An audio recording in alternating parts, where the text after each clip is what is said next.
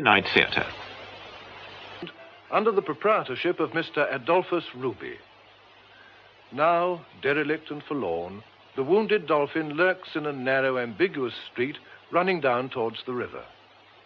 Here, on a wet and windy morning in February, came Peregrine Jay, director and playwright.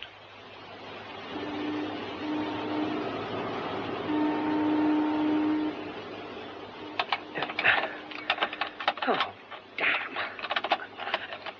Damn. Well, won't budge. Why the hell didn't I ask that blasted agent for an oil can? Got it all on your own, mate, ain't you? Eh? You want a touch of the old 3-in-1. What? Oil, mate. Lubrication. Oh, yes, I know I do. No, it's no good. I better try the stage door. Yeah, let's take a butcher's. Huh? A touch of oil. That's all you need. Shift over then. Let the dogs see the rabbit. What's the story, anyway? Case in the joint? Well, I just want to have a look. Rather you than me. Well, here we are. Sweet as a nut. It's all yours, mate. Seats in all parts. That's very good of you. I'm most grateful. No trouble. You thinking of buying up the old Dolphin, then? Well, if I was a millionaire, I would, like a shot. Well, it takes all sorts, as they say. Not but what is a pity to see it left to rot. Must have looked a fair treat in the old days. Yes. It was in its heyday back in the 1880s when Adolphus Ruby took it over. Was that so? Yeah. It ain't been a theatre for a good while now. That I do know. Rag dealer's store it was, before the Blitz caught it. Oh, God, what a stink. I should watch out for rats in air if I was you. Yes, I will. Yes, look, I'm very much obliged for your help. You must have a drink on me. Oh, never say no to that one, Mr. Tar. You work somewhere around here? That's right. Down Phipps Passage. Caretaker. Oh. Jobbins is the name. Used to be a lighter man, but it done no good to me too. Well, so long, sir. Best of British luck. Hope you give yourself a treat with all them spooks. Bye. Thanks a lot.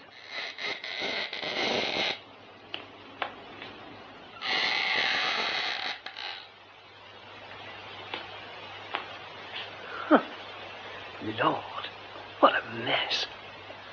Now, where are we? Foyer? Box office? It's bigger than I thought. Dress circle that way. To the Paris bar. Now, upstairs first or the stalls? No, the stage first. It's like the dust of ages. Not a mouse stirring. Oh, yes, there is. It's rats, though, I should think.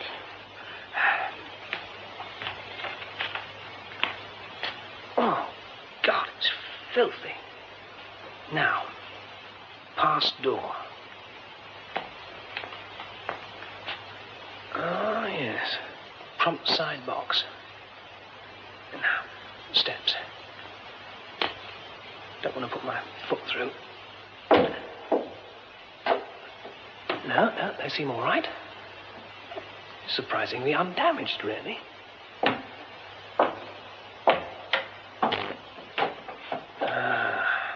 How lovely it must have been. Red plush and gilt. That shaft of light plays queer tricks. Must be coming in from the roof somewhere. You can almost see the audience. Ringlets and side whiskers and chandeliers. Rustle of programs. Ah, wonderful.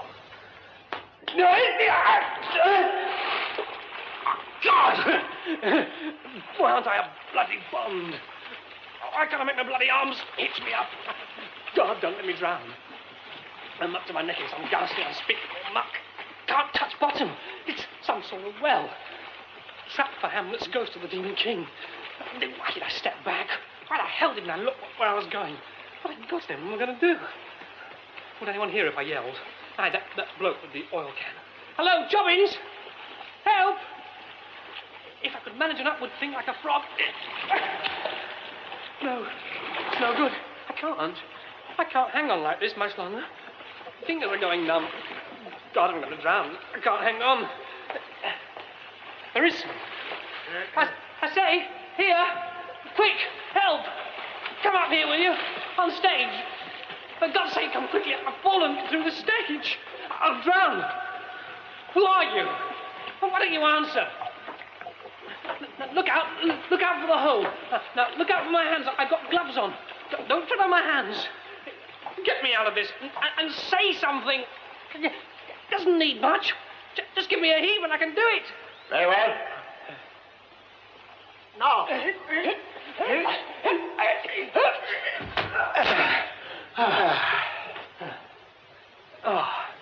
Oh, thank you. I couldn't be more grateful. God, I stink. You are Mr. Peregrine J. Yes, but The people at the estate agents told me you were here. Oh. You should have a bath and change. My car is outside. Well, I can't get into anyone's car in this state. You're awfully kind, but... Wait a moment. No. Come to the front of the theatre. Look, sir, it's very good of you, but I live quite close, just across the river at Blackfriars. Now, if I could just have a taxi or... Marcy. Yes, sir? This gentleman has had an unfortunate accident. There is a Macintosh in the car. Ah, yes, sir, of course. I'll fetch it at once, sir. Well, if you could drop me at my flat or the Unicorn Theatre, I shall be able to manage perfectly well. I really do beg that you will allow me to come to your rescue. I mean to take you to my house and set you right. I shall be most upset, otherwise, most upset. But I'm giving you far too much trouble. Honestly, I never... I beg you to come back with me. There has been gross negligence. I am responsible. Huh? Unless you allow me to make some amends, I shall feel very guilty. Responsible? But I don't see what It you... will not take very long, I hope. I live in Curzon Street. The car will take us straight there. Here we are, sir. Thanks. Now, if you will allow me, sir. I'm afraid I'm being a most infernal nuisance. I really wish you'd just drop me off.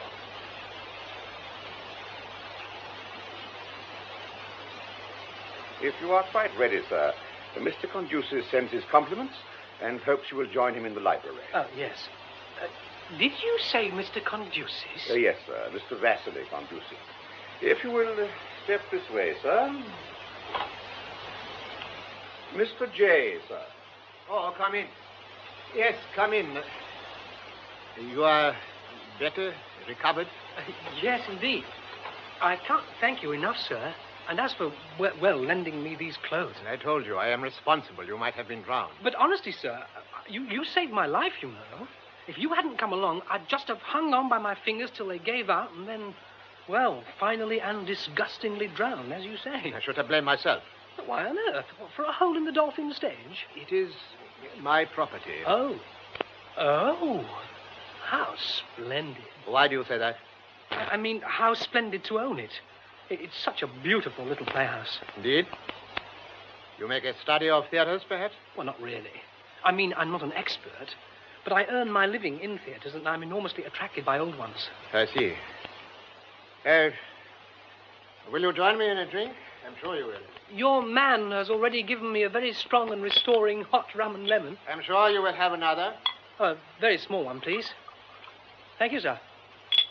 Yes, shall we sit down? Oh, thank you. You wonder why I was at the theatre, perhaps. There's some question of demolishing and building on the site. I wanted to refresh my memory. You're going to pull it down? You dislike the proposal? Have you any reason, apart from a general interest in such buildings? Well, it'd be such a loss. Such a really damnable shame to see it destroyed. Now, it's the last one of its kind, you know. And so well designed, such a large stage. You could mount really big productions there. Now, just think what a thing it would be to do a season of Shakespeare's comedies. Imagine Love's Labours there. Perhaps one could have a barge, and people could take water to go to the play. That's a marvellous plan. There's never been anything like it since Burbage moved the first theatre from Shoreditch to Southwark. Nothing fancy, mind you, nothing twee, and not pastiche either. Just a good theatre doing the job it was meant to do. Stuff that doesn't belong to any bloody method or movement or trend or period or what have you. You are referring to Shakespeare again, if I follow you. Well, of course I am. Oh, dear. Is something the matter? Well, I'm afraid I'm a bit tight, sir. I'm not really tight, but I'm a bit lightheaded. I'm awfully sorry. I think perhaps I'd better take myself off. I'll return all these things you so kindly lent me as soon as possible, of course. What do you do in the theatre? Well, I direct plays, and I've written too. I know nothing of the theatre. You are successful? Well, sir, yes, I think so, moderately. It's a jungle, of course. I'm not at all affluent, but I make out. And now, if you'll forgive me... Before you go, I have something that may be of interest for you. You can spare a moment? Oh, yes, of course. It is in this room. That's beautiful. Oh, you mean the bureau? Yes, it was found for me. I understand nothing of such matters. This is what I wanted to show you. Shall we move to a table? This box. It is some kind of portable writing desk. There's a false bottom.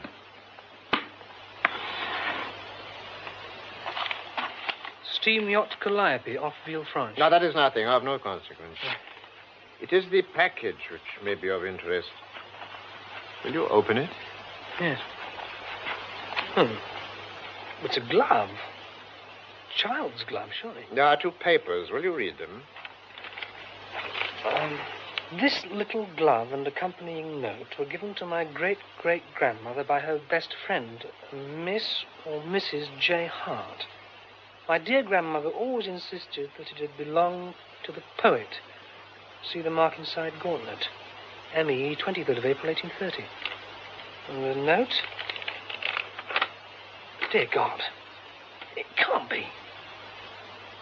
Made by my father for my son on his 11th birthday and never worn but once. Where did it come from? Whose is it? It is mine, naturally. But where'd you find it? At sea. At sea? During a voyage 6 years ago, I bought it. But... The box was a family possession. The former owner did not discover the false bottom until shortly before he died. Has it been shown to anyone? An expert? No, I should no doubt get an opinion from some museum. I have not looked it all up.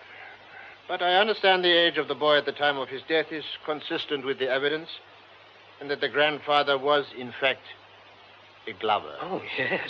And the initials inside the gauntlet do, in fact, correspond with the child's initials? Yes. Hamnet Shakespeare. Quite so. Hamnet Shakespeare. I know that. You don't need to keep on about it, Jerry. I know all the odds are against this glove being anything but a fake. I'm just telling you that with the thing lying there in front of me, I was knocked over the heap. Well, not only by that, I understand there. You were half drowned, half drunk, dressed up in a millionaire's clobber. Yeah, well, the whole thing was really most extraordinary. I almost wonder now if any of it really happened. Now, Jerry, what do you think? About the glove, I mean. You're supposed to know about costume and design. My dear Perry, it's one thing to know about theatrical tat, even quite high-class theatrical tat, but this is something else altogether. Well, let's have another look at that sketch of yours. There you are. It's rough, but I think it's accurate as far as it goes. Well, it looks okay. It's elaborate in the right way. It's tabbed, embroidered, tapering to the wrist.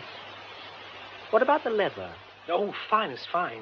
Yellow and soft and wrinkled and old. I can't tell you how old it looked. Well, it may be an Elizabethan or Jacobean glove, but the letter could easily be a forgery. Why?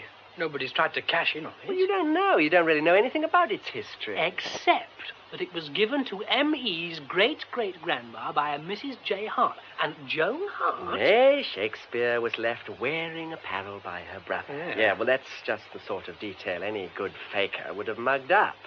Only an expert could tell for certain. I told you, I said so. I said, wouldn't he take it to the V&A? And he gave me one of his weird looks, furtive and scared, blank. Oh, I don't know how you describe it. And shut up like a clam. Suspicious in itself. What do we know about Conducis, anyway? Well, not much. He's an all-time high for money, isn't he?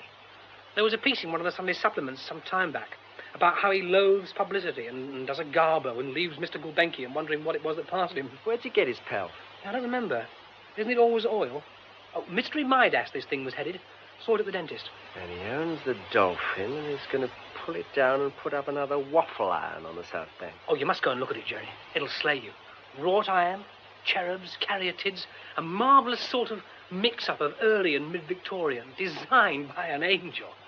God, when I think what could be done with And it... this ghastly old Croesus. Doesn't bear thinking of. Shall we wait upon him and crash down on our knees before him, crying, "Oh, please, kind sir, pray spare the Dolphin"? I can tell you exactly what the reaction would be. He'd back away as if we smelt and say in that deadpan voice of his that he knew nothing of such matters. I wonder what it'd cost. What, to restore? Hundreds of thousands, you think? But you know what? What? The glove. It's given me an idea. Idea for what? A play. I don't want to discuss it. Oh, one should never discuss too soon that way abortion lies. Well, as a flatmate, Jeremy Jones, you have your points. All the same, though, now, just suppose, just for a moment, that it's a true bill. That one summer's day in Stratford in 1596, old John Shakespeare over in Henley Street made a pair of gloves for his grandson, who wore them for a day, and then... Grief filled the room up of an absent child. Yes. If they are genuine, the glove and the note, have you thought what a really tremendous thing it'd be? Yes, I know. It's frightening. The sensation, the lust for possession, the sheer naked greed. There's been murder done for less. Post. Can't be. It's the wrong time. Perhaps it's a special delivery from Mr. Conducis offering to make you a present of the Dolphin. Very funny. Well, go and see. Anyway, you're making me nervous wandering about like that. Okay. But it's only been an advert or something.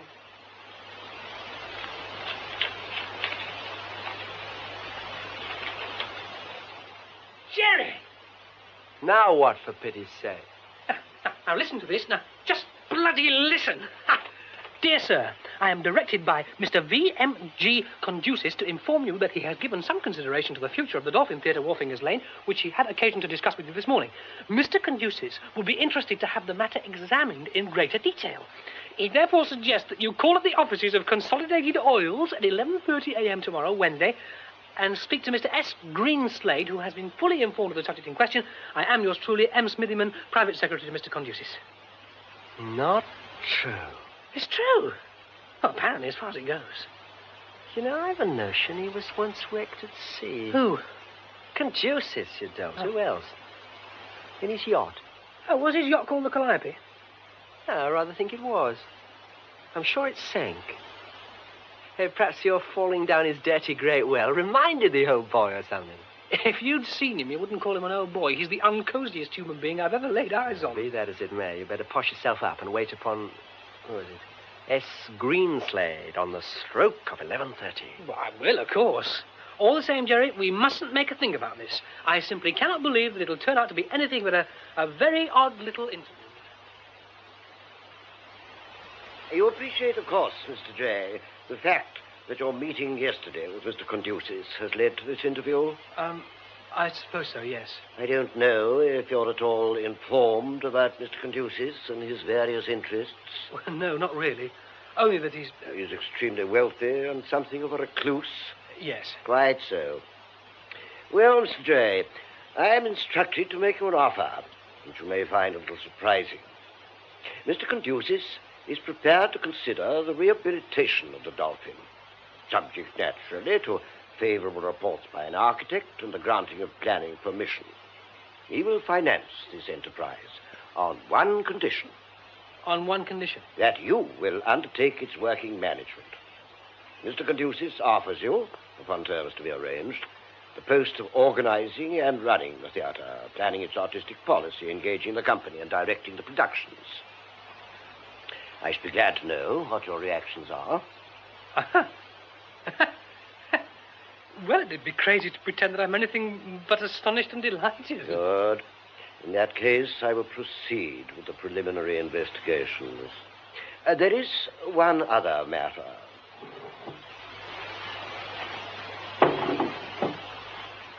You are, I believe, already familiar with the contents of this package.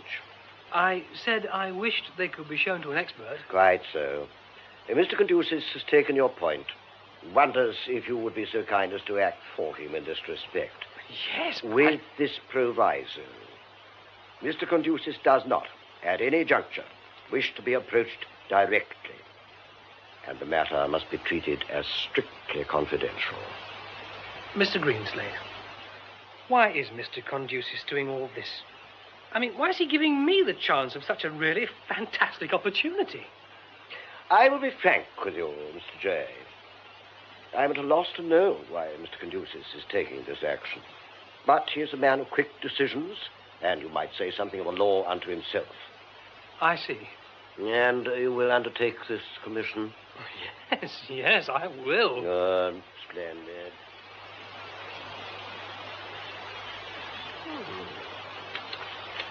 Well, they haven't laughed it out of court. No, it really does begin to look as though... Well, anyway, it all depends now on the handwriting expert. You'll send this report to the man Greenslade? Well, yes, of course. Hey, what about opening at the Dolphin this time next year with The Glove, a new play by Peregrine Jay? Oh, gotcha. Oh, why not? Come on. Let's do a shadow casting just for the hell of it. Well, I already have. Well, give us a look. Who have you got down for Shakespeare? Well, it sticks out a mile, doesn't it? Elizabethan angry, really, isn't he? Yeah. Lonely, chancy, tricky, bright as the sun, enormously oversexed, looking like the Grafton portrait. All right. Who looks and plays like that? Marcus Knight, my God! Of course, he is the Grafton portrait. And as for fire, well, think of his Hotspur and his Harry Five and his Hamlet. Remember the Peer Gynt? Has he ever been known to get through a production without creating a procession of dirty great rows? Never. He's said to be more than usually explosive just now on account of no knighthood last batch. All the same, he's a brilliant actor, and this is a part he could play. Now, I've settled for rolling the lovely boy and the seduced fair friend and Mr. W.H. all up in one character. Yeah, there have been madder notions before now. Adds up to a damn good part. How'd you see him? Very blonde, very male, and very flip. W. Hartley Grove. Could be. Typecasting.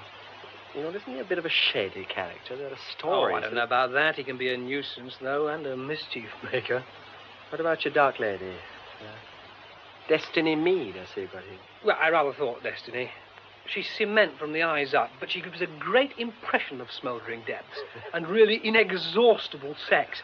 Oh, and she lives, by the way, with Marco Knight. That might or might not be handy. Anne Hathaway? Oh, any sound, unsympathetic actress with good attack. Like Gertie Bracey? Yeah. Hey, I'd tell you who'd be good as Joan Hart. Who? Emily Dunn. And she did some very nice Celias and Narissas, you know, Stratford. Put it down on your list. I will, thanks. Charlie Random for Dr. Hall. Have you thought of an infant wonder? Not yet. I suppose we'll get some stunted teenager acting its pants off. It'll be called Gary, of course. Oh, Trevor. Oh, God. Trevor Vere, I suppose. Would you give me the designing? Now, don't be an ass. Well, it'd be fun. Let's face it. It would be fun. Don't worry. It won't happen. None of it. The glove, the theatre, the play.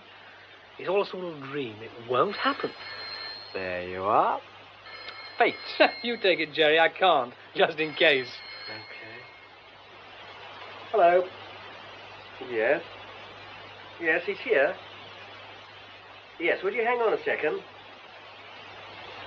Mr. Greenslade wishes to speak to you. This is it.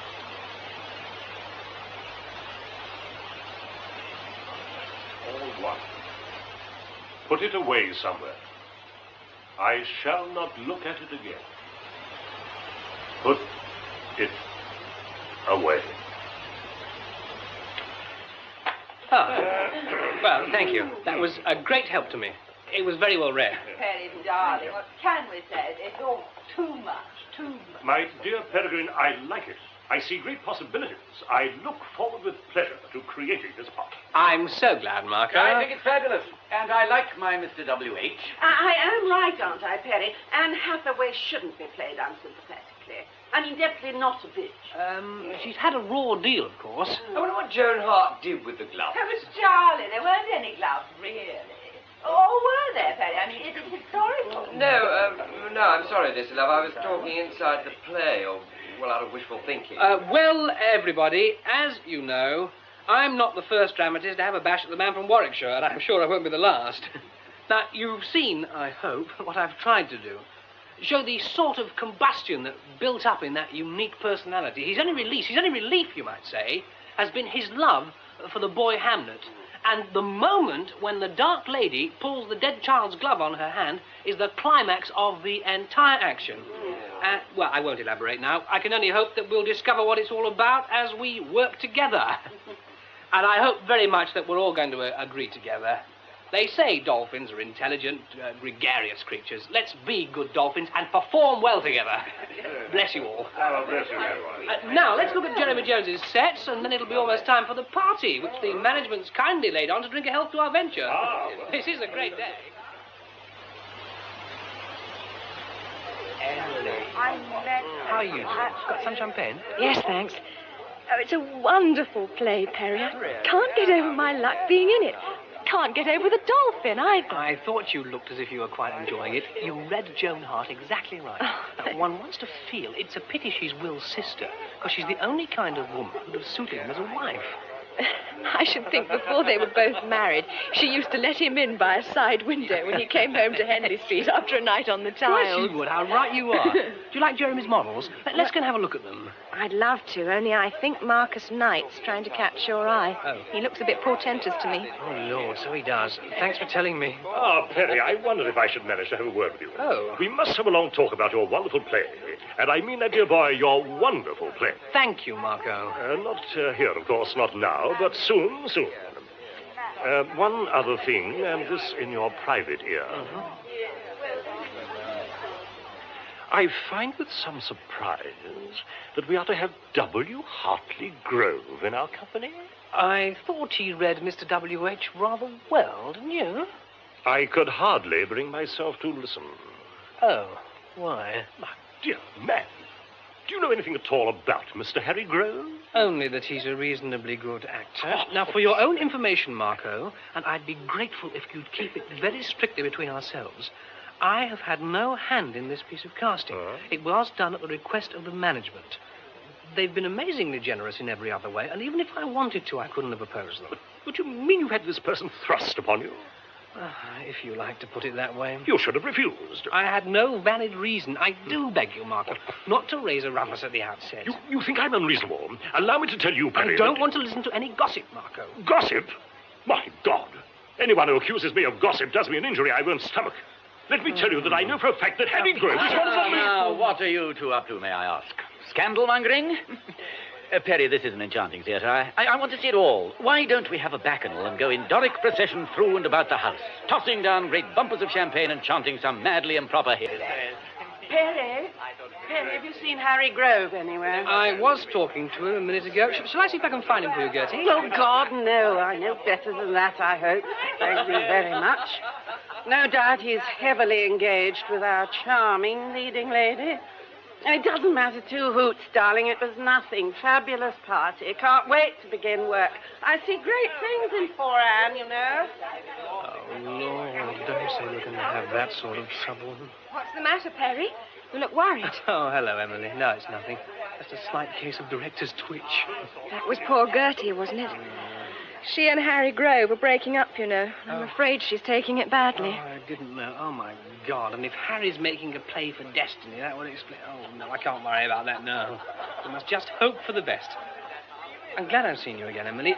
I was wondering if you'd care to come back to the studio with Jeremy and me for a spot of supper.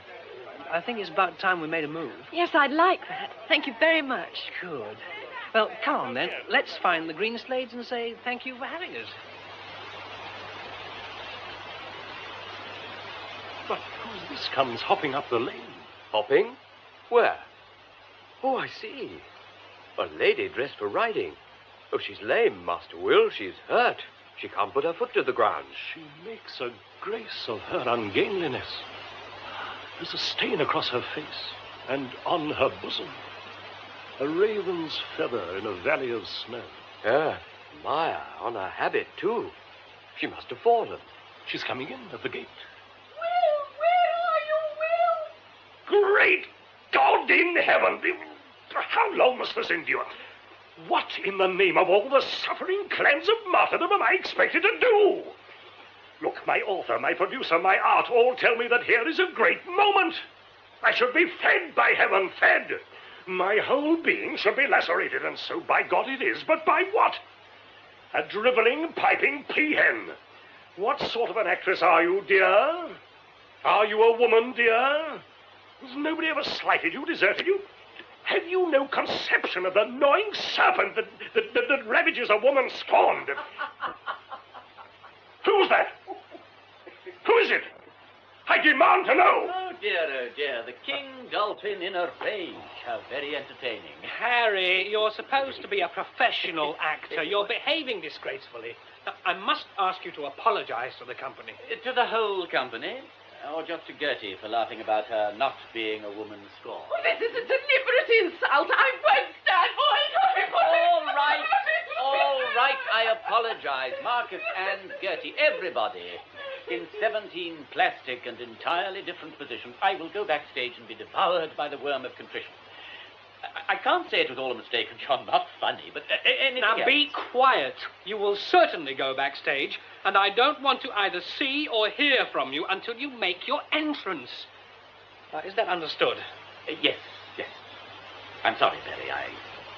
I really am. Never in the entire course of my professional experience have I met with such behavior.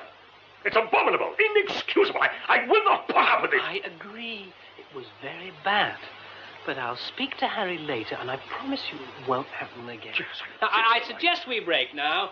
Everyone back at 2 o'clock, please, and we'll go on with the rest of Act 1. Charles, my dear boy, just a word in your ear. Now, when the dark lady enters, now you just turn, move behind the table, walk noisy. Oh, Mr. Conduces, I'm so sorry. I didn't see you come in. If you have a moment to spare, Jay, there's a matter I wish to discuss with you. Yes, of course, sir. Would you like to come up to the office? No, thank you. I shall not be long. In reference to the glove and the documents, I am told that their authenticity has now been established. Yes. You have based your piece on these objects. Yes, I have. I've been going into the matter of promotion, and it occurs to me that the story might be released to coincide with the opening of the theater. Well, that would certainly be the most wonderful publicity for us. We might also arrange to display the glove, suitably protected, in the foyer. I am taking advice on the question of security from an acquaintance at Scotland Yard, Superintendent Alleyn. Oh, yes, well, of course. I am told that once its existence becomes known, there is likely to be an unprecedented response, especially from the United States. Yes. Mr. Conduces, I know it's no business of mine, but I can't help asking, would you feel at all concerned about keeping the glove and the documents here, in this country, I mean? That is a sentimental approach to a matter of financial consideration. I cannot speak of the historical or nationalistic aspect. I know nothing of such matters. I dislike pale gloves intensely. Oh, hello, dear boy. Harry, I thought you'd gone to lunch. I just started back to use the phone. What's the matter? Am I interrupting something? Oh, there now. A genius for getting myself in the wrong. It's my only talent. Good morning to you, Grove. And to you, fairy godfather, patron, and all those things. Have you come to see your very own performing dolphin? Yes. Look at Perry. He's struck dumb by my misplaced familiarity. Not for the first time. Well, I mustn't double blot my copybook, must I? Oh, I do hope you'll be pleased with us, sir. It must be wonderful to have the power to rescue a drowning theatre instead of slapping it under. And you've no personal interest in our disreputable trade, have you? I have little or no knowledge of it. No. Like water, it doesn't really mix with oil. Or is it shipping? I always forget. Been doing any more yachting lately? Oh, well, I mustn't go on being a nuisance. Goodbye, sir. See you later, Perry, dear boy. I am late. I must go. Greenslade will keep you informed of any further developments. Good morning. Good morning, sir. Wow. Oh, well, we better get some lunch, I suppose.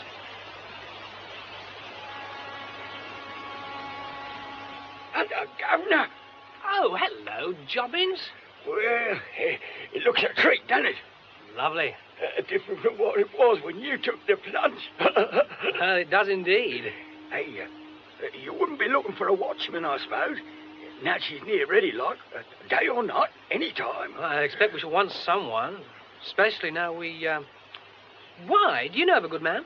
Well, self-praise is no recommendation, is what they say, innit? What, do you mean you take it on? Yes, that was the idea, Governor. Down a passage in our place, it's too damp for me tube, see? Oh, something chronic. I've got good references. There's plenty to speak up for me. Well, how's it strike you? With a sickening start or favourably? Well, favourably, I think. Look, why not go round and see our business manager, Mr. Morris? Tell him I sent you. Oh, I'll do that. Thanks, Gov. Thanks a lot.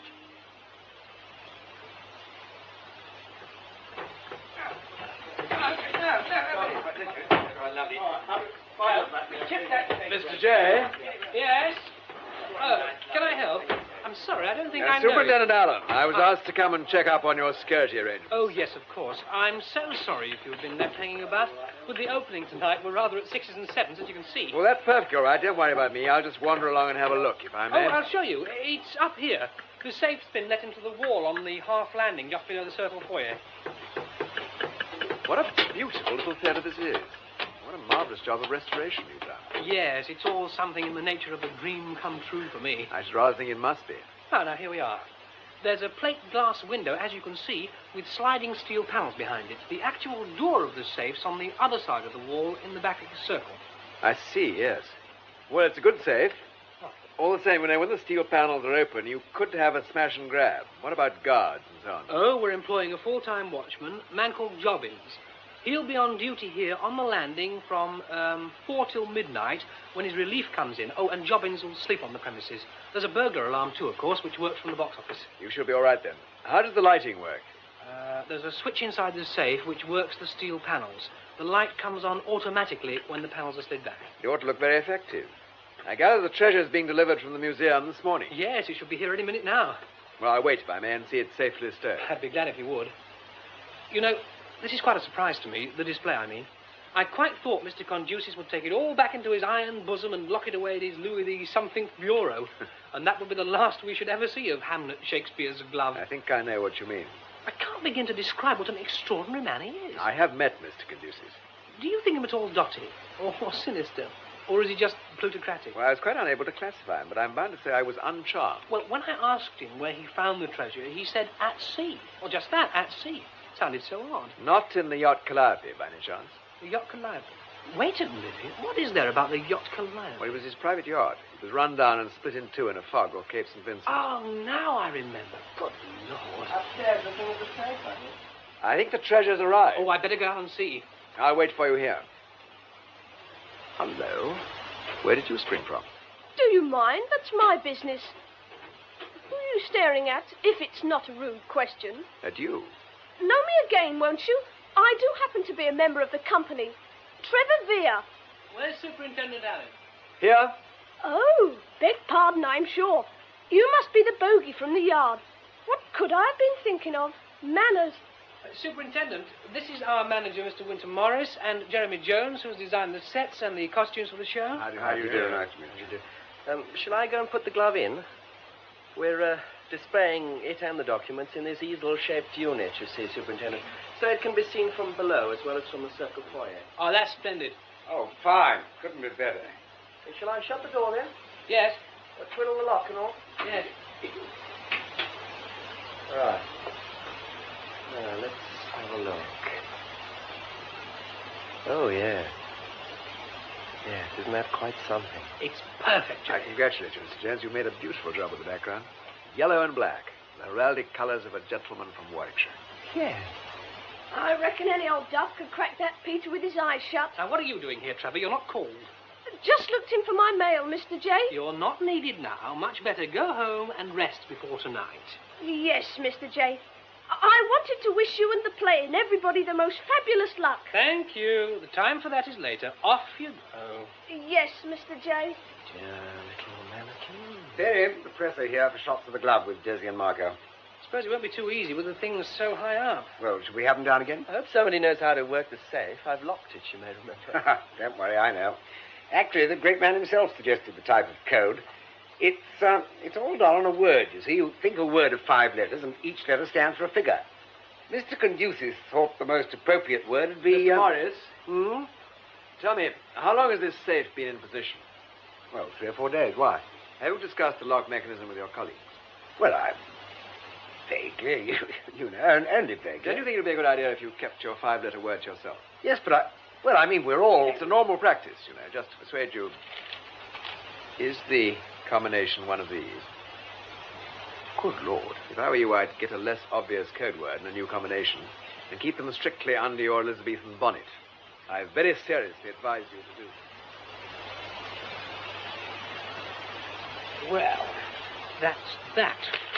Greenslade, as usual, breaks the news. What? The decision. Conducius is going to sell the glove to an American collector.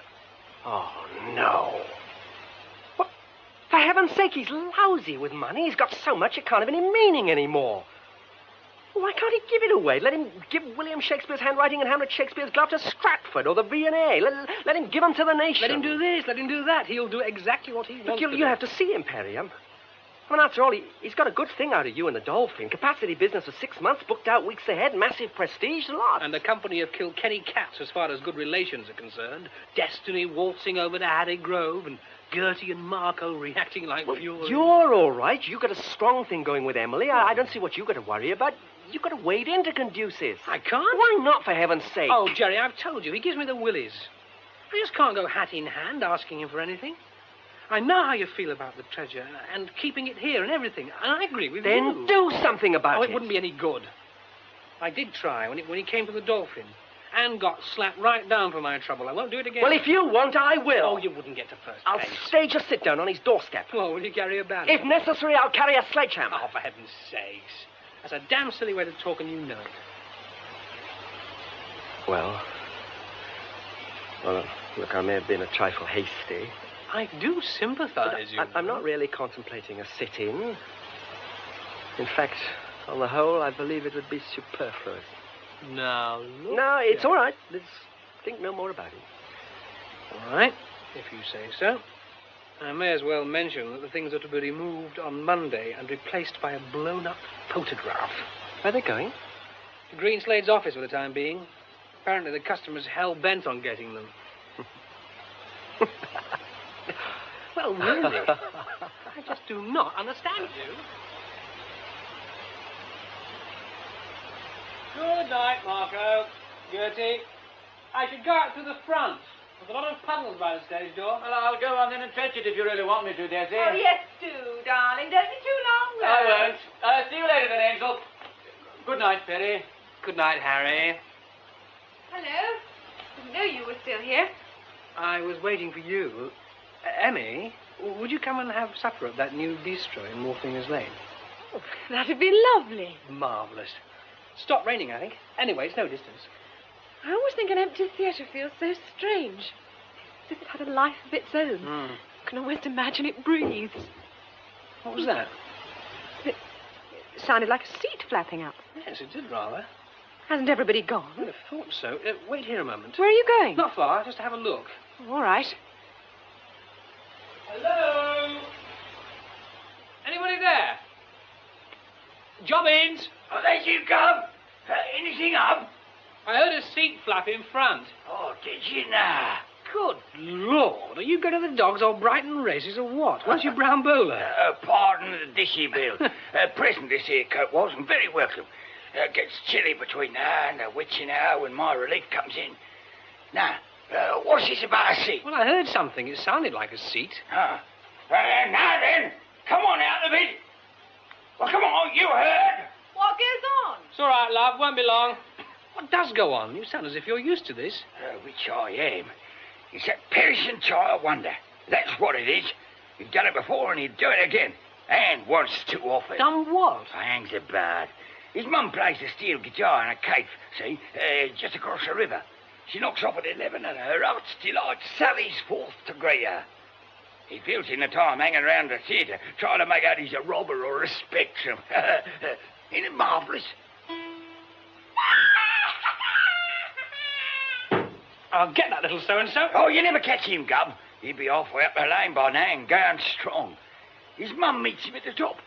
When she's sober, that is. I'll have the hide off him on Monday. All right, Jobbins.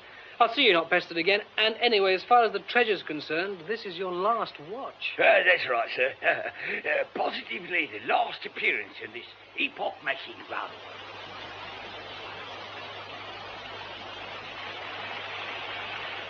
That was great fun, Perry. Thank you so much. It's a lovely supper. Oh, Lord, it's pouring again. We'll never get a taxi in this. Well, it may not last. I tell you what, I've got a brolly and a Mac in the office. Let's run down the hill, get Jobbins up and collect them. All right. Come on, then. Mind you don't slip.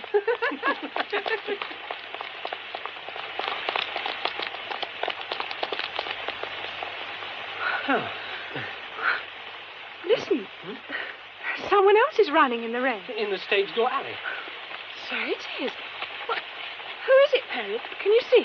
It's Hawkins, the relief watchman. God say, oh my God, Mr. J, for God's sake. What's the matter? Well, what is it? What's happened? Oh my God, it's murder, Mr. J. Murder, that's what's happened. Murder? Where? What do you mean? For God's sake, man, pull yourself together. Who's been murdered? Henry Jobbins, that's who. His head's all bashed in. Oh God, Mr. J, his head's all bashed in.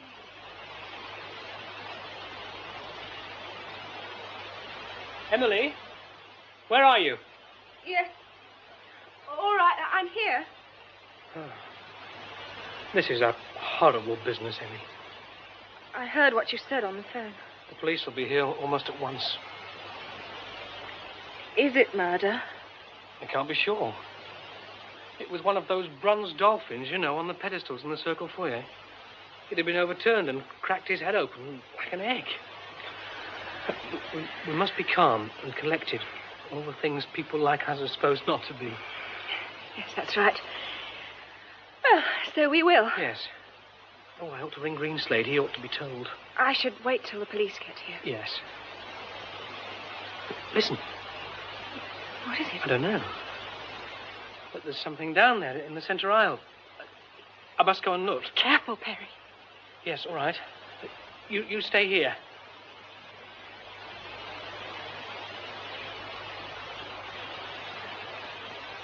Oh, Trevor. It's Trevor. He badly hurt? I don't know. He's alive, but he isn't conscious. What shall we do? Ring the yard again? An ambulance or what? Don't move him. I'll ring for an ambulance. Listen, sirens. I'll ring just the same.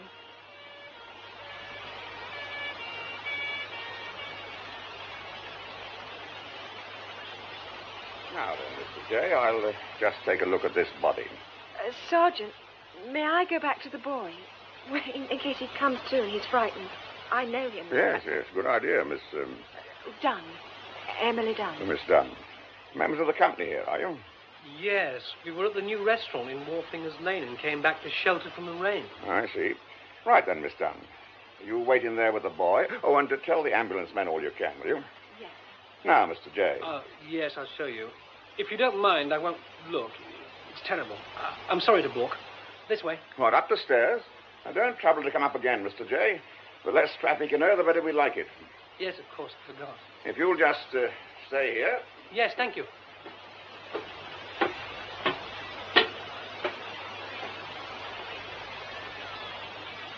Oh, my God, the treasure! Oh, just a minute, sir, if you don't mind. The glove, the letter and the glove. I must see. All right, sir, all right. You can't go up there yet, you know. If you're referring to the contents of that glassed-in cabinet, I can tell you right away. It's been opened from the back, and they've gone. Superintendent Allen, thank God you've come. This is no good at all, is it? What are you two doing here? We got here just after. You look as if you'd better go and sit down somewhere. I won't keep you any longer than I must. Inspector Fox and I'll have a look around and talk to this man Hawkins who discovered the body. And then I hope we'll know more where we stand. I ought to be in hospital. I ought to be home in bed getting looked after. All right, Hawkins. I know you've had a nasty shock and you're feeling rotten, but you see, you're the chap who can help us. Don't give me that. I know what you lot mean when you talk about help. Next thing it'll be the usual bloody warning. No, it won't. Now listen, we'll just go over it once more to make sure I've got it right, and then you can go home. You arrived at the theatre just after midnight. About 5 past. And let yourself in by the stage door using your own key. Then what? Well, I locked the door behind me and shut the bolts. Then I shouted out to Mr. Jobbins to let him know I'd arrived, see? Yes? Well, I went through to the front of the house. There was a bit of light in the circle. He was standing up there wearing his flash new coat. He gave me quite a turn. Jobbins was? You didn't tell us that before. You never asked me. All right. Go on. Well, I said, is that you, Anne? And he says, who do you think it is? And I said I was sorry I was a bit late and should have made the tea. And he says, yes. So I went back to the props room and made it. How long would that take? Well, it's an old electric jug. It's a bit slow. Well, I took it round to the foyer and up the stairs and then... Oh, God. Oh, God. All right, never mind. That'll do for now. Just give your address to Inspector Fox and we'll send you home in a car. Yes, Sergeant, what is it? What have you got there? We've been searching, as instructed, sir, and found these. 7th row of the stalls, about 6 feet from where the boy was lying. A kind of black velvet easel affair, an old glove, and 2 little bits of writing. Would they be what was wanted? Oh, yes, indeed they would. Thank you very much, Sergeant. That was good work. Thank you, sir. Oh, and there's a Mr. Greenslade outside, sir, asking for you. Right, I'll come straight away. Surely that is the explanation, my dear Alleyn. The boy banged the door to suggest he'd gone, but actually stayed hidden in the theatre. Then, having somehow learnt the number of the combination, robbed the safe. He was caught in the act by Jobbins, who must have seen him from the half landing. As Jobbins made for him, the boy, possibly by accident, overturned the pedestal and the dolphin. He must have run back into the circle, run too fast in his panic, and fallen into the stalls, letting go of the easel with the glove and the documents, which fell with him.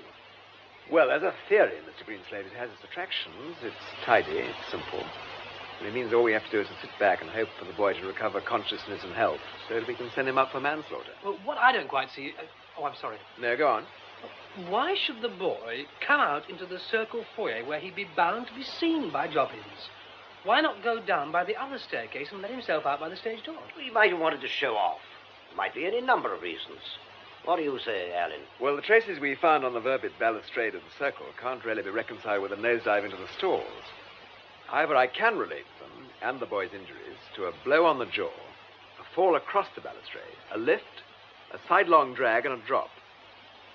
Also, if the boy is the thief and killer, who unshot the bolts and unslipped the iron bar on the little pass door in the main front entrance? Who left the key in the lock and pulled the door shut from the outside? Did someone do that? That's how the police found it. I never noticed that. Jobbins would have bolted the door and dropped the bar after everyone had gone. I think he kept the key in the corner beyond the box office. No, doesn't add up. You didn't actually see the boy, did you? No, I only heard him catcall and bang the stage door. And there's nothing else you can tell us? Not as far as I can think. I've got a sort of notion there's something I've forgotten, some detail. To do with what? Any idea? Oh, the boy, I think. Something about a production of the cherry orchard. Yeah, it's gone. Don't suppose it matters. What action do you propose to take now, Alleyn? Oh, the usual routine, and very tedious it's likely to be. I should like to see all the members of the cast and the theatre staff during the day. If no one objects, I shall ask them to come here to the Dolphin. It'll save time. Yes, of course. Well, if there's nothing more one can do, you know where I am if you need me. Yes, thank you, Mr. Greenslade. Good night. Good night, dear Alleyn. Good night, Jane. Good night, Fox. Night, sir. No doubt we'll be in touch. Night. Well, at least there's one saving grace in all this horror. Yes? Oh, yes. If the glove had been lost, I really think I should have gone completely bonkers. You will take care of it. Great care. Good night, Superintendent. Good night, Inspector. Good night. Good night. What's up, Mr. Alleyn? Anything wrong? Oh, my dear Brer Fox, I'm afraid so. I'm afraid there's no saving grace in this catastrophe after all. But Peregrine J.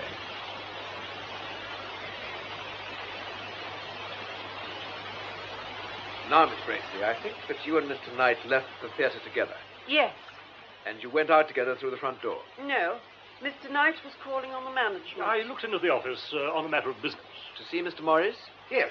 Marco, Mr. Knight and I had a drink together and left about 10 minutes later. Jobbins came after us, and I heard him drop the bar across and shoot the bolts. My God.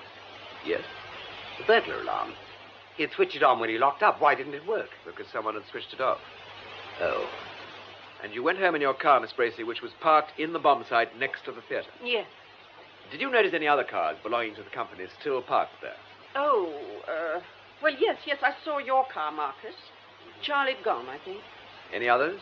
Miss Mead's, for instance? Oh, that. Yes, indeed. Drawn up in glossy state under the portico. Destiny uses a higher service, don't you, love? Any other cars, Miss Bracey? Mr. Morrissey's? It was there, parked at the back and rather in the dark. I understand that Miss Dunn and Mr. J didn't have cars at the theatre. Oh, I haven't got one anyway. I left mine at home. Where it remained, unless Mr. Jones took it out? Which I didn't. I was at home working all evening. Alone? Entirely. So that leaves only Mr. Grove. Did you notice Mr. Grove's car in the bomb site, Miss Bracey? Oh, yes. I saw that one. You know it quite well? Know it? Yes, I know it. Or you may say I used to. You don't think well, perhaps, Mr. Grove's car. There's nothing the matter with the car. Darling, what an infallible ear you have for inflection. Did you go to Rada? This is the wrong occasion, in my opinion, for mistimed comedy. Of course, I do so agree. But when is the right occasion?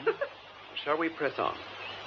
I'm sure you all see the point of this car business. Well, Yes, Miss Mead? I didn't mean to interrupt. I don't quite understand. What don't you understand, Miss Mead? Well, it's just that everybody's saying that Trevor, who is rather a horrid little boy, stole the treasure and killed poor Jobbins. So one wonders why it should matter so much when we all left last night. It's a little early yet to reach a hard and fast conclusion, you know. However, I think we have now established that Mr. Random left first by the stage door. Miss Bracey, followed by Mr. Knight and Mr. Morris through the front entrance. Then Mr. Grove, Miss Mead, and a party of friends. And finally Mr. J and Miss Dunn, all by the stage door. Now, did any of you, at any time after the fall of the curtain, see or speak to Trevor Vere? I did, of course. He dressed with me. Did he ever talk about the treasure, Mr. Random? Oh, well, yes. He flaunts away about how, well, any fool could guess the combination. Hinting that he had, in fact, guessed it? Yes. And did he tell you what it was? He did not. If he had, I shouldn't have paid any attention. Don't believe for a moment that he knew it. I seem to remember that I advised Mr. Morris to make the five-letter key group rather less predictable. Was it ever changed? Well, no, I was going to, but then when we knew the things would be taken away, I'm afraid I never quite got round to it. But I imagine you must all at some time have speculated about the keyword or discussed it. Well, of course we discussed it. Everyone thought the five-letter word must be glove. But as far as I could see, that didn't get one any nearer to the five-figure number. Oh, darling Desi, I do adore you. Better than life itself. Yes, well, you all thought that glove was the likely word, and so indeed it was. Did anyone arrive at the combination itself? Yes, Mr. Random? Well, actually, I've always been rather interested in codes. I have to do a lot of waiting about in my dressing room, and I thought I'd try to work it out. And you got? From the word glove? 49696, or alternatively 42596, which seemed more likely. There are no repeated figures. But of course there are a number of variants in this type of code. I may have been all wrong. Tell me, are you and the boy in the same scenes? Yes, and I didn't leave any notes about that Trevor could have read. Did you tell anyone of your solution? No, I did not. I discussed it with nobody.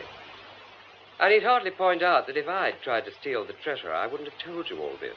But I am quite certain Trevor didn't know the combination, and consequently that he did not open the safe or kill Henry Jobbins. I suppose you realize the implications of what you're saying, Charles. I think so. Then I must say you've got a very odd notion of loyalty to your colleagues. I may be very dense, but I can't see where this pronouncement of Charles's leads us.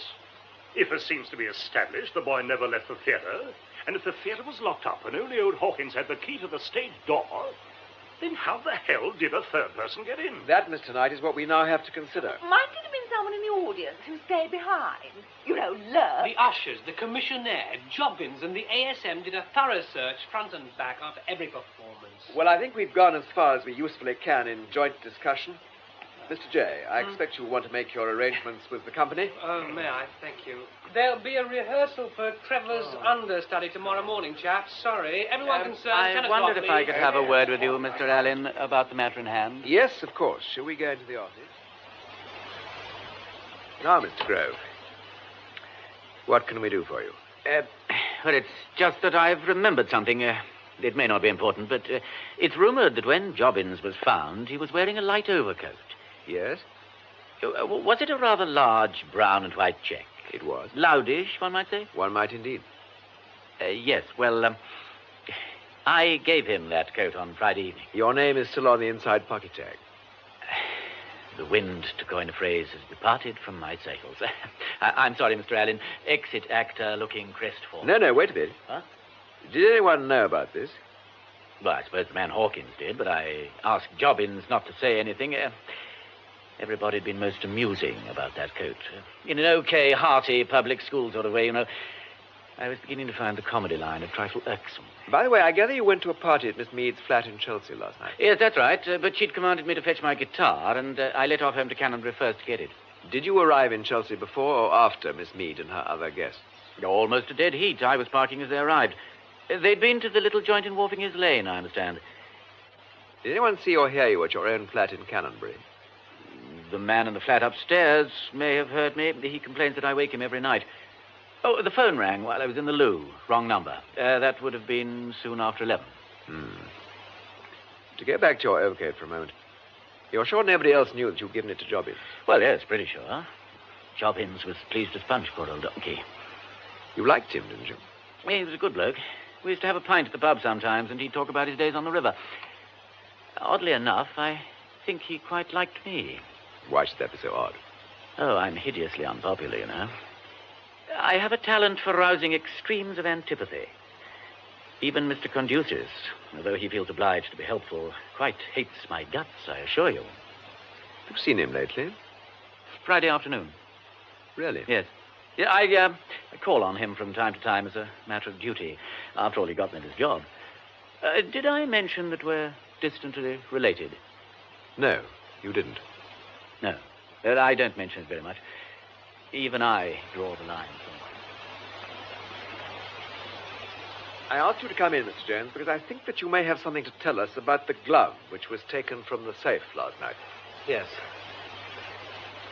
Yes, all right. I know what you're going to say, but I swear it's got nothing to do with Jobbins or the boy.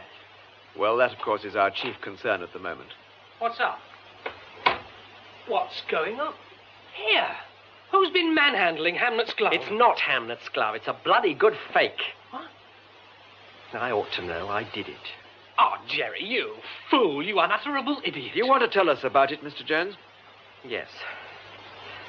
Yes, I'd better. Well, it began when I was making the property gloves. I turned out a mass of tat looking for material, and I came across this glove. It's genuine as far as the age goes. It's a small woman's hand, but the embroidery was quite different. I don't know. I suppose I got sort of besotted about it. I got a maggot about historic treasures going out of their native setting, and there was a lot of talk about Conduces planning to sell to an American collector. What did you intend to do with your copy ultimately? I don't know. I thought I might do a sort of leg pull.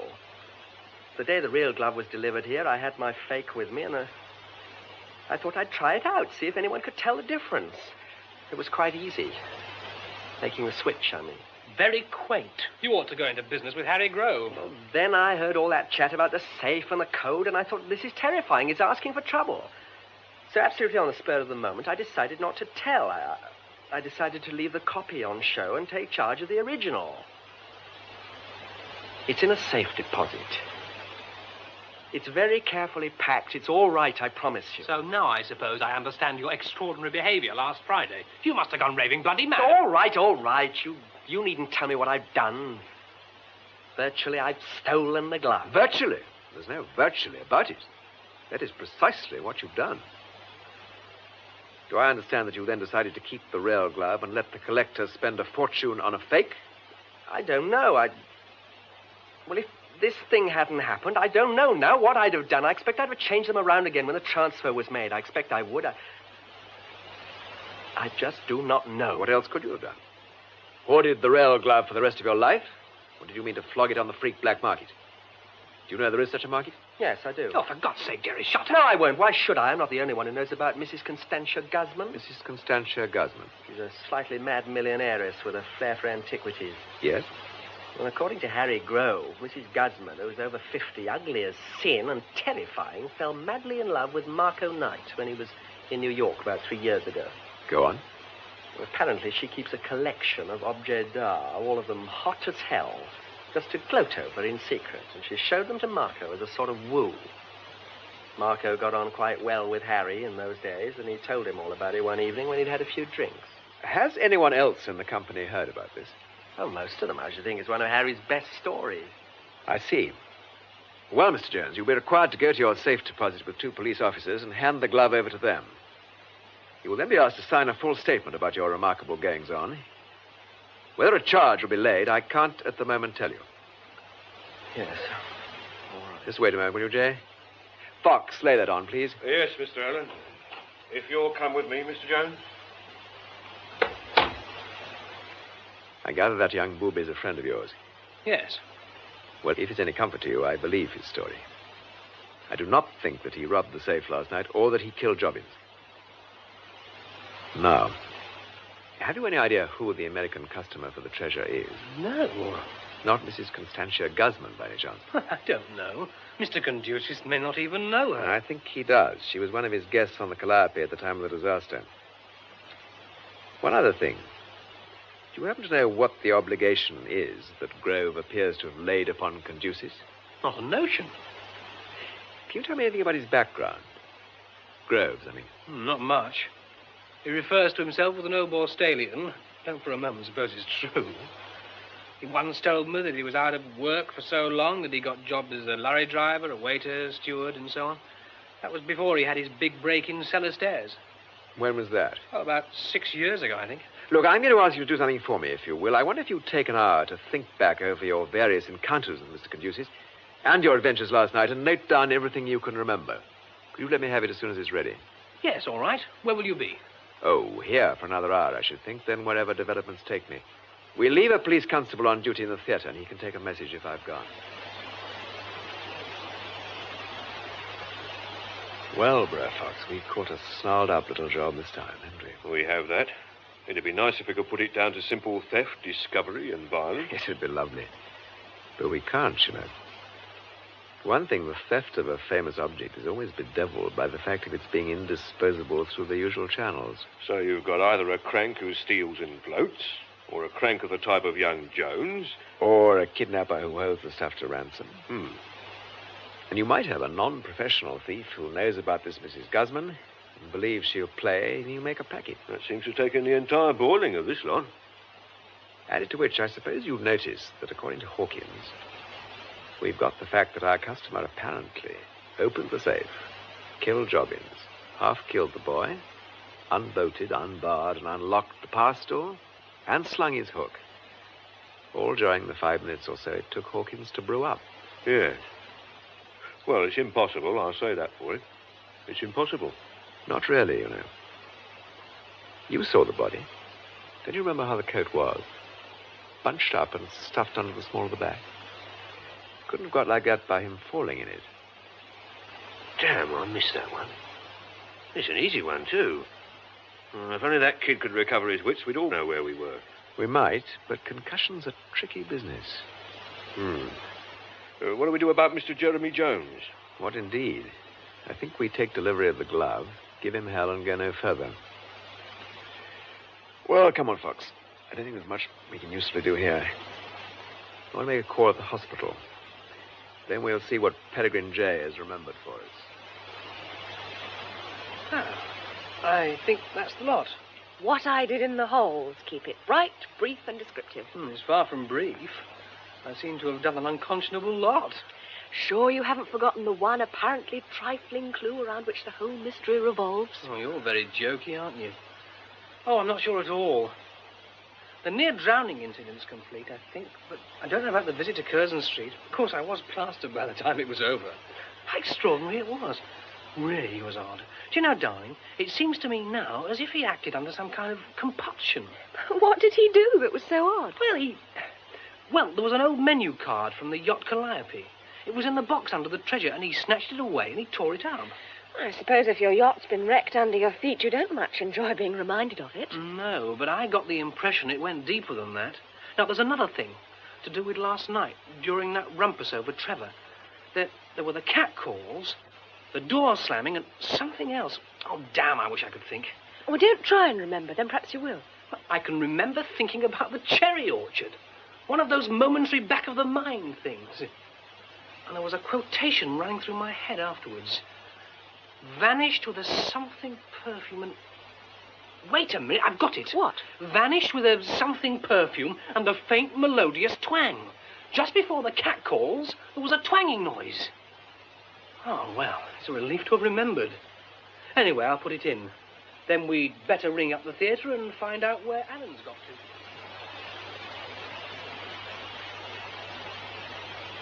Hello? What's up? That's a Rosa. I haven't done nothing. You're all right. You had a fall. You're the super. Yes, that's right. We've met before. Yeah. Where, though?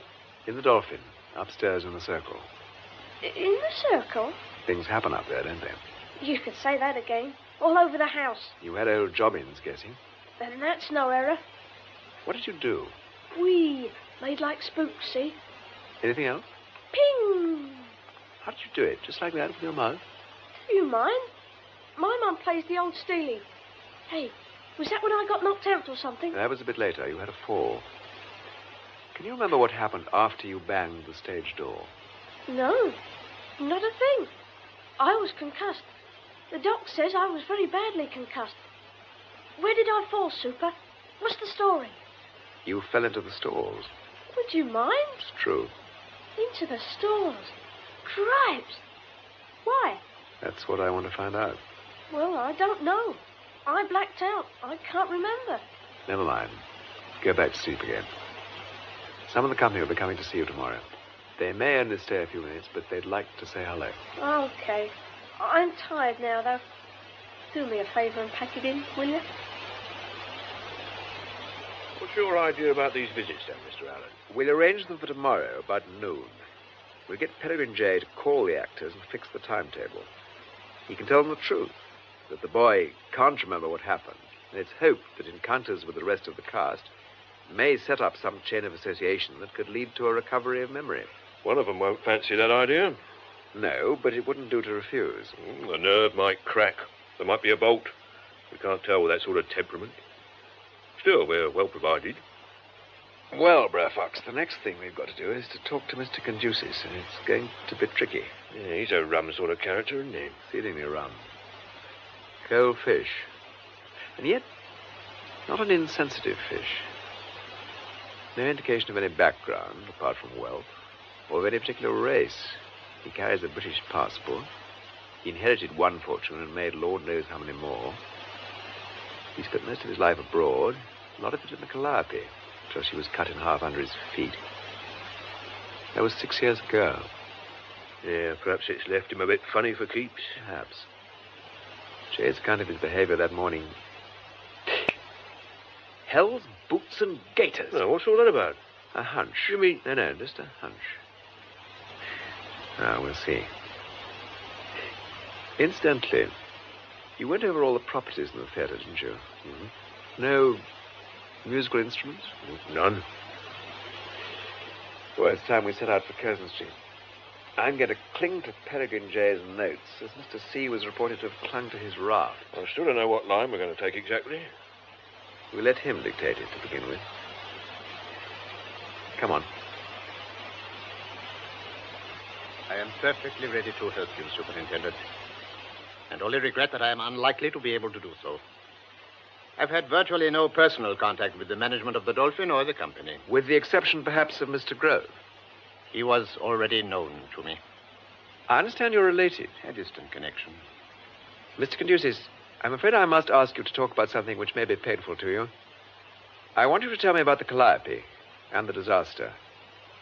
That was 6 years ago, wasn't it? Yes. You told Mr. J, I believe, that you bought the Shakespeare relics 6 years ago. Yes. Had you this treasure on board the yacht? Why should you think so? Because Jay found under the glove the menu for a dinner in the Calliope. He thinks it was headed Villefranche. I bought the relics from a person in the yacht. Who was this person, if you please? I've forgotten. Forgotten? The name. He was a member of the ship's complement. He asked to see me and showed me the little writing desk. I understand it had been given him by the proprietors of some lodging house. I thought the contents certainly worthless, but I gave him what he asked for them. Which was? £30. What became of this man? He drowned. How did it come about that the desk and its contents were saved? I had it on deck. I'd shown it as a matter of curiosity to some of my guests. Did Mrs. Constantia Guzman see it, perhaps? Perhaps. Was she interested? She is a collector. Did she make an offer? She did. I was not inclined to sell. Why do you dislike pale gloves, Mr. Conducey? I've no idea what you mean. You told Peregrine Jay that you dislike them. If a personal prejudice, I cannot account for it. Mr. Conducy, are you ill? No. You insist on questioning me about an episode which distressed me, which was painful, tragic. I would avoid it if I could. I'm afraid I must go further. Will you tell me exactly what happened at the moment of the disaster? There was a fog. The yacht collided with the tanker. There was a fire and oil on the water. I was on deck. I slid down onto the raft, which was in the swimming pool. Still with the little desk? Yes, it was under my arm.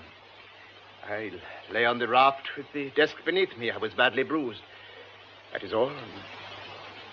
We were picked up by the tanker. Were there other people on the raft? I believe so. I was told so. Pretty hazardous, I should have thought. It wouldn't accommodate more than... how many? I don't know. Mr. Conducy, when you saw Peregrine Jay's gloved hand clinging to the edge of that hole in the stage at the Dolphin and heard him cry out that he would drown if you didn't save him, were you reminded... No, be quiet, be quiet. You've told them. You betrayed me. I wish to God I'd killed you.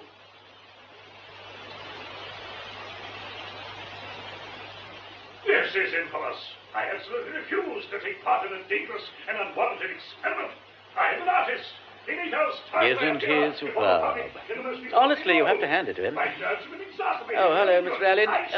Is it true that this is a sort of identification parade? You could put it like that, I suppose. But do you mean that this unfortunate but nauseating little boy may suddenly point his finger at one of us and enunciate in ringing tones, "It all comes back to me. He done it"?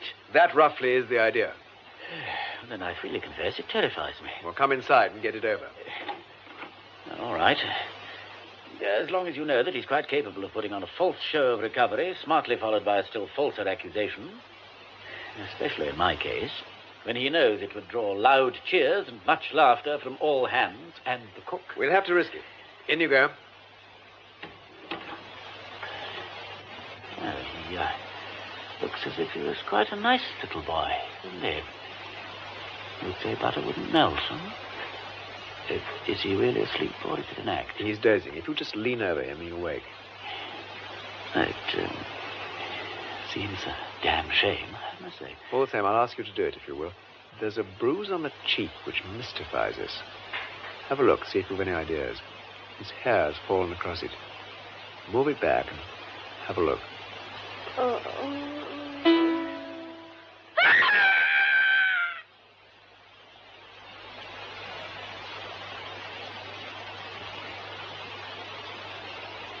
I think it's only fair to give you all some explanation. These, as I believe, are the facts about Saturday night. Grove left the theatre telling Miss Mead he'd go home and collect his guitar. He had, in fact, brought his guitar to the theatre and hidden it in the props room, where it was found by Trevor in the course of his illicit explorations. Grove got into his car, drove round the block, parked out of sight in Phipps Passage, and re-entered the theatre by the pass door in the front entrance. But it was bolted. Well, this was before Mr. Knight and Mr. Morris left, while they were having a drink in the office. Oh, I see. It was your remembering that scrap of evidence, Jay, that made me begin to wonder whether Grove had brought his guitar to the theatre and not gone to Canonbury. He remained hidden throughout the rumpus over Trevor until, as he thought, the Dolphin was deserted apart from Jobbins. Soon after 11, he dialed his own number and let it ring just long enough for his neighbour to hear it and supposed it had been answered. He then retrieved the guitar and left it by the front door. He switched off the burglar alarm and returned to the circle by the back staircase to wait. All this time, Trevor peeps, follows, and spies. Just before midnight, Jobbins left his post by the treasure to make his routine calls to police and fire. Grove left his hiding place and, using a torch, opened the safe. Then he did know the combination? Yes. During the period after the safe was installed and before the treasure arrived, it was not guarded. I think he may have done a bit of experimenting after hours on the possible glove combination. Oh, God. He removed the display stand and the contents, inadvertently touching the switch that operates the steel panels and the interior lighting.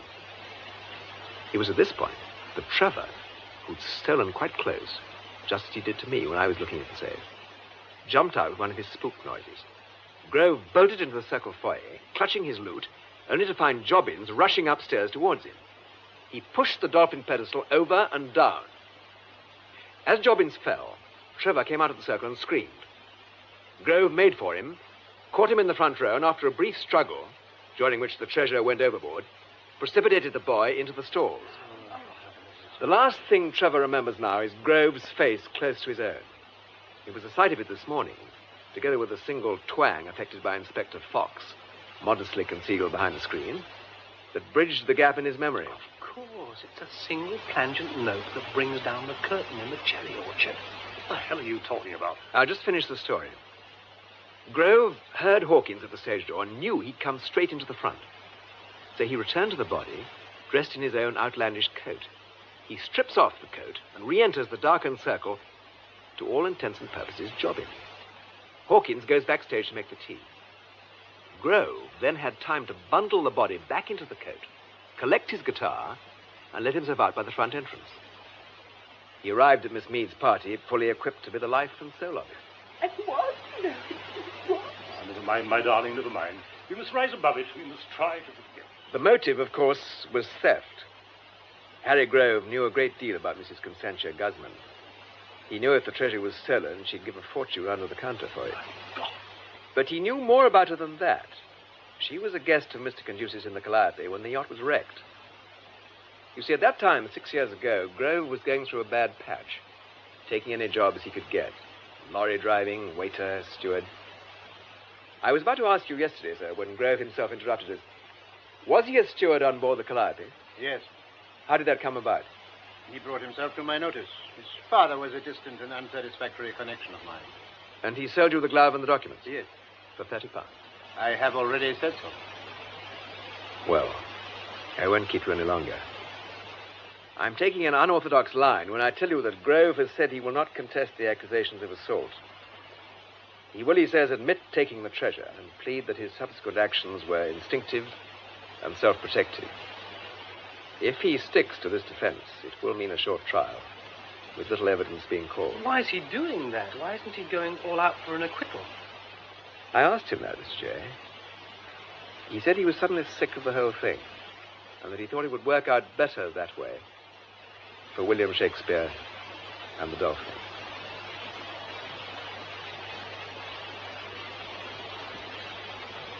Superintendent, I will pay for Grove's defense. Let him know that. Very well.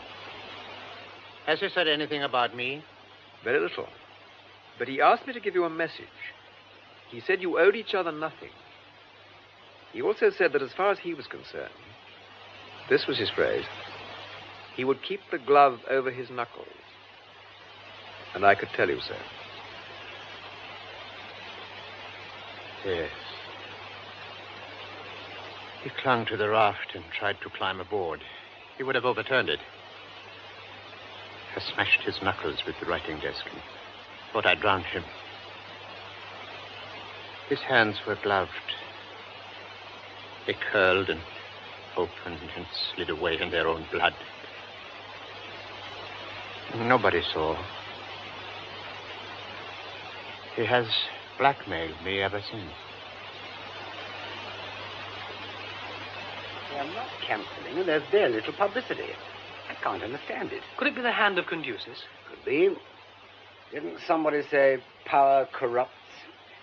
It may do, but it comes in handy, dear boy. It comes in handy. All the same, you know, Emmy, I hope it's not the hand of Conducis. I hope it's the Dolphin and us.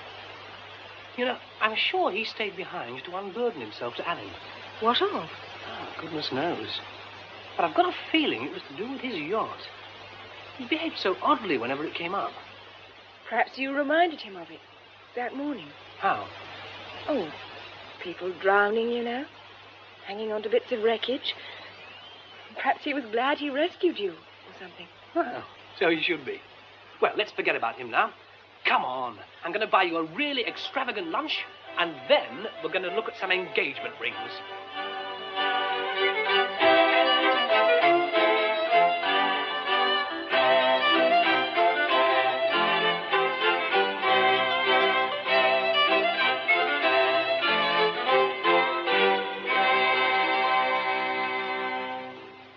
In Death at the Dolphin, the novel by Ngaio Marsh, adapted by Alison Plowden, Detective Superintendent Allen was played by Peter Howell.